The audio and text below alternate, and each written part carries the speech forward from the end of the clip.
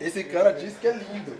O que vocês acham aí? Eu vou explicar a história. É só uma questão de lógica, presta atenção. É assim, meus filhos são lindos. E são parecidos comigo. Logo, Será, mano? logo, eu também sou lindo. Se são lindos, parecem comigo, o que eu sou? Não, o cara não é lindo, o cara é de presença.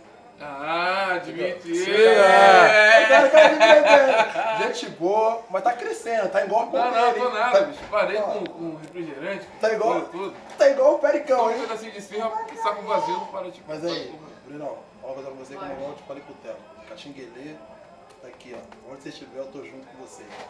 Valeu. Você é parceiro, É né? nóis, Brunão. Já tempo. Satisfação, rapaziada, aí do Grupo Catrinóis. Manda um abraço pra rapaziada do Grupo Catrinóis. Rapaziada, uma esfirrinha pra vocês, um abração. Quero ver vocês aqui com a gente tirando uma onda também. Abraço. Valeu, Fala, valeu. deve ficar enorme, né? Valeu, tudo brincadeira, valeu, né? Valeu.